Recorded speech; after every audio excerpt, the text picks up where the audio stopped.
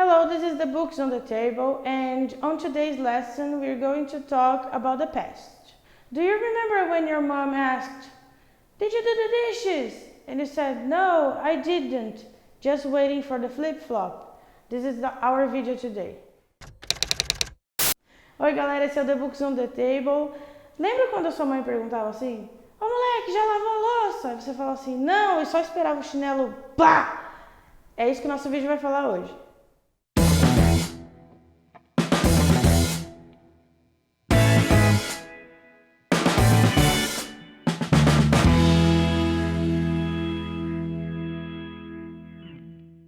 No vídeo da semana passada, a gente descobriu como começar o passado, só que só com o verbo to be. E se eu tiver outro verbo, o que eu faço? É isso que a gente vai descobrir hoje na nossa aula. Para a gente falar do passado simples com outros verbos, a gente precisa primeiro saber como ficam esses outros verbos.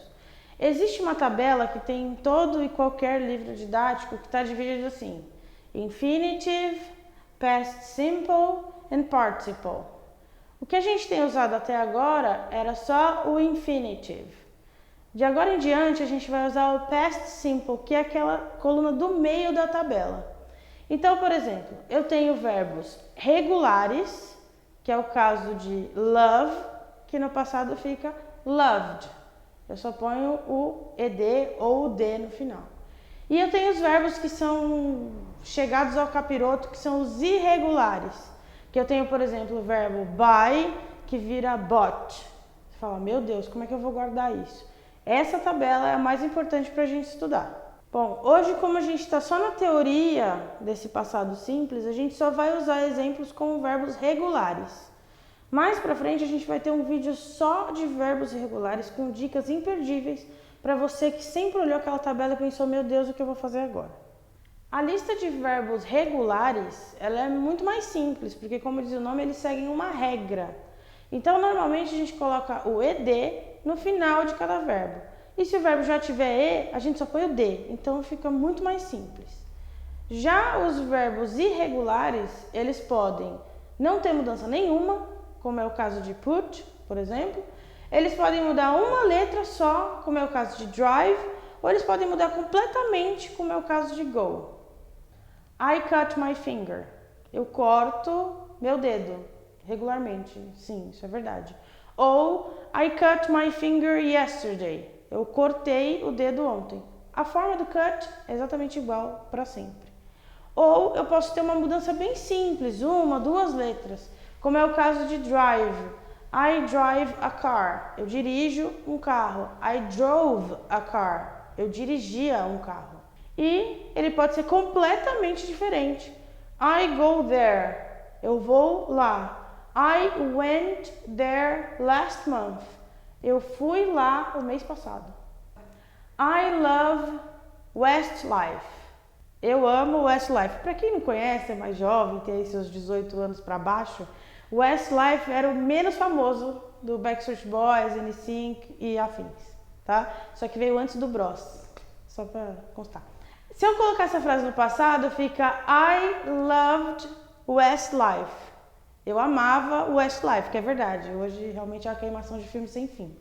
Percebam que os verbos regulares, por exemplo, love, eu termino com e, então eu só ponho um d. Love, loved. Agora, por exemplo, o verbo kiss, ele não termina com e, então eu tenho que colocar um ed. Kiss, kissed. E a gente tem também as regras com y, porque elas fazem parte de todas as palavras, inclusive dos verbos. Quando eu tenho o verbo com y, se ele vem antes com uma vogal, ele fica ed. Por exemplo, play, played. Eu só coloco o ed no final e está tudo certo. Se ele tem uma consoante antes, como é o caso de try, ele fica tried. Eu tiro o y e coloco o ied. Percebam que a regra é bem parecida com a regra do do e does, que a gente tinha que colocar o s no verbo. A regra é semelhante, porque em inglês as regras elas acompanham um raciocínio lógico, diferente do português e de outras línguas por aí. Então no presente eu tenho uma frase, I play football. Play, sem o ed. Então eu tenho aquela nossa fórmula, pronome, verbo e objeto. Se eu passar essa frase para o passado, eu tenho que transformar esse verbo num verbo do passado. Então ele fica I played football.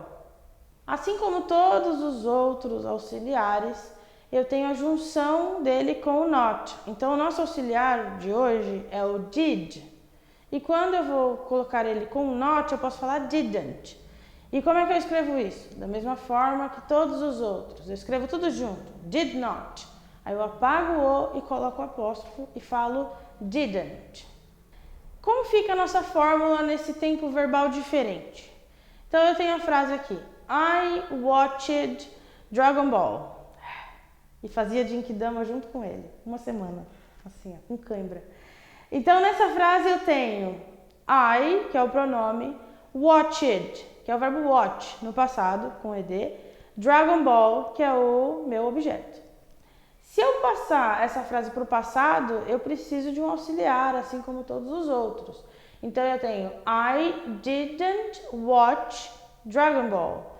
Então I é o pronome da minha frase, didn't é o auxiliar mais not, watch é o verbo que fica normal, ele não tem mais o ed, porque como eu tenho auxiliar, eu não preciso usar o ed, Dragon Ball, que é o meu objeto.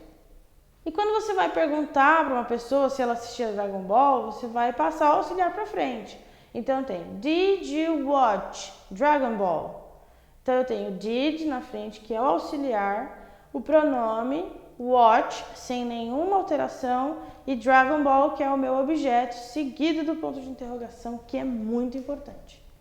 Reparem que quando a gente tem o auxiliar na frase, que no caso dessas frases de hoje, serão sempre o did, quando eu tenho esse auxiliar, o verbo não precisa mudar. Ele não precisa do ed, ele não precisa do dele, não precisa de nada. Ele fica igualzinho, como se ele estivesse no presente, porque o auxiliar mostra que a frase está no passado. Essa regra ela é muito parecida, na verdade a regra é igual à regra do do e does. Se você não assistiu ou não se lembra, clica aqui nesse vídeo para ter toda a explicação novamente. Vocês se lembram que nos vídeos passados a gente falou de do e does e o quanto eles são verbos e auxiliares ao mesmo tempo e a gente não pode confundir uma coisa com a outra? Bom, no passado é a mesma coisa. Então eu quero dizer que ela fez a lição de casa. She did her homework. Porque eu vou usar o did como verbo fazer. Ela fez. Lembre-se que quando a gente estava estudando do e does, eu tinha uma forma de verbos para he, she, it, que eram os que ganhavam S, e uma forma de verbos sem S para quando eu tinha I, you, we, they. No passado, eu tenho o mesmo verbo para todo mundo e isso é maravilhoso. Se eu for falar I worked ou she worked, eu vou usar a mesma palavra. Então, naquela minha lista de pronomes, todos os verbos ficam da mesma forma. E isso também acontece com o auxiliar did, olha que maravilha.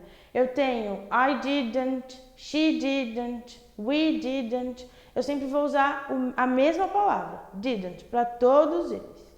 Esse foi mais um vídeo do The Books on the Table. Eu tenho certeza que com esse vídeo vocês já conseguiram sanar muitas dúvidas. Mas se ainda sobrou alguma dúvida ou alguma pergunta que vocês queiram nos fazer, deixem aqui nos comentários para a gente poder responder para vocês. Eu gostaria de agradecer o nosso apoio cultural, que são os CNAs Itapejica, Centro e Cumbica em Guarulhos e em São Caetano do Sul. É isso aí, pessoal. Até a próxima. Tchau! Gente, bem-vindos ao inglês. Legal é que quando a gente está gravando vídeo, a gente pensa 3 vezes antes de coçar o cabelo, né? Sim. Isso é muito a gente engraçado. fica todo preocupado. É, tipo, eu vou coçar o cabelo. Não. Ah, não, eu gostava mais de Westlife. Eu sei porque faz muito tempo a lembrança vem aos poucos. Ah, eu tinha pôster. Olha que coisa viada. Eu tinha pôster no armário. Era muito gay. Ai. Não é ai, cacete, errei. Peraí. Ah, agora eu fiquei com raiva. Agora deu aquele ódio assim, ó. Quase que eu fiquei com o cabelo loiro aqui. Então, Que vida vazia. Cara, eu assisti Yu-Gi-Oh! Ah, não, pior que isso. Eu fazia Genkidama junto com o Goku. Uma semana. Tô falando do Dragon Ball. Eu... Legal, é isso. É isso. Aqui na frente. É verdade. Já ia falar, isso é!